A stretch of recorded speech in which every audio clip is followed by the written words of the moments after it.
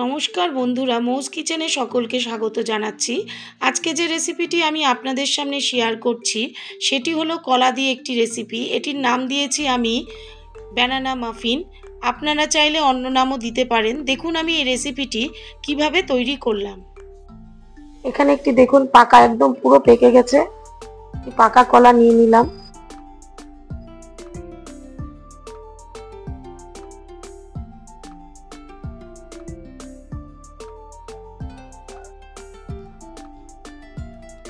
এইভাবে ছোট ছোট করে আমি চাকু দিয়ে কেটে নিলাম।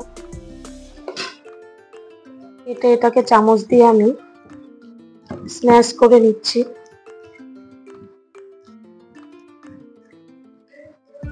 ভালো মতো স্ম্যাশ করা হয়ে গেলে এর মধ্যে আমি এখন দিয়ে দেব 100 গ্রামের মতো টক দই,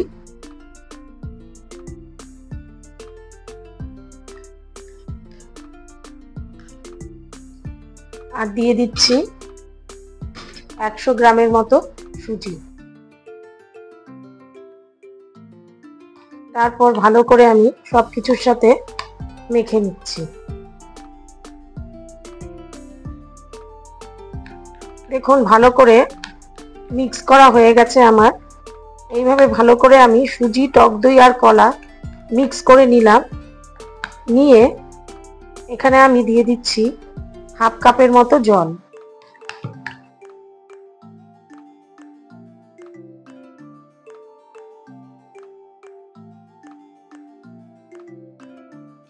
জল দিয়ে আমি 10 মিনিটের জন্য ঢেকে রেস্টে রেখে দেব।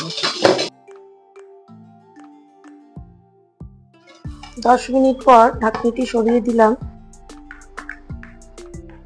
দেখুন ঠিক এই টাইপের হয়েছে। এর মধ্যে আমি এখন ড্রাই ফ্রুটস গুলো মিলিয়ে দিব। এখানে কাজু, কিশমিশ, আপনারা চাইলে ওয়ালনাটও দিতে পারেন, এখানে দিয়ে দিলাম।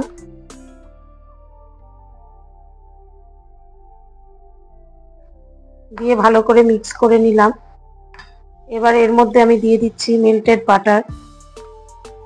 3 চামচের মতো মেল্টেড বাটার আমি দিয়ে দিলাম। দিয়ে আবার ভালো করে মিক্স করে নিচ্ছি।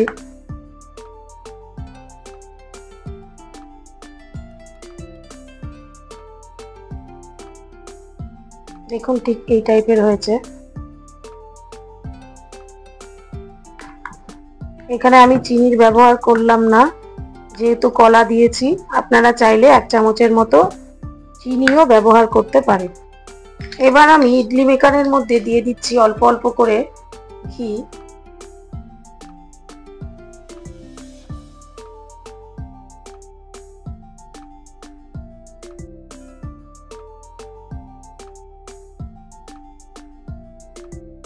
তারপরে এখানে আমি দিয়ে দিচ্ছি ব্যাটারটার মধ্যে সামান্য অল্প বেকিং সোডা, দিয়ে ভালো করে মিশিয়ে নিচ্ছি।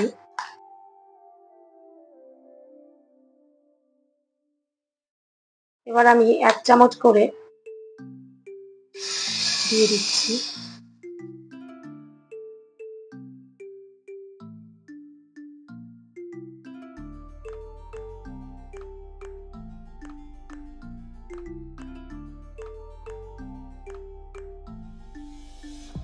এইভাবে আমি প্রত্যেকটার মধ্যে দিয়ে দিলাম।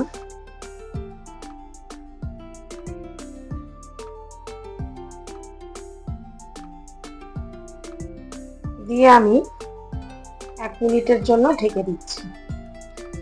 1 মিনিট পর ঢাকনিটি সরিয়ে দিলাম।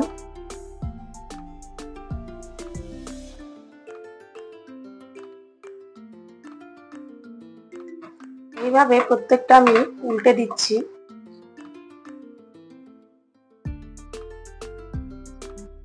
আমি উল্টে পাল্টে দেখে নিচ্ছি কোনটা হয়েছে আর কোনটা হয়নি।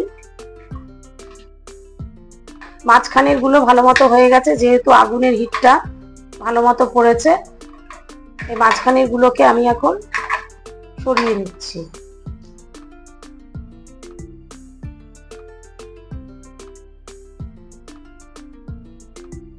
যেগুলো যেগুলো হয়ে গেছে আমি উঠিয়ে নিচ্ছি। আবার একটু ঢাকনা চাপা দিয়ে দিলাম, ঢাকনিটি সরিয়ে দিলাম। এবার বাদ বাকিগুলোকে আমি উঠিয়ে নিচ্ছি।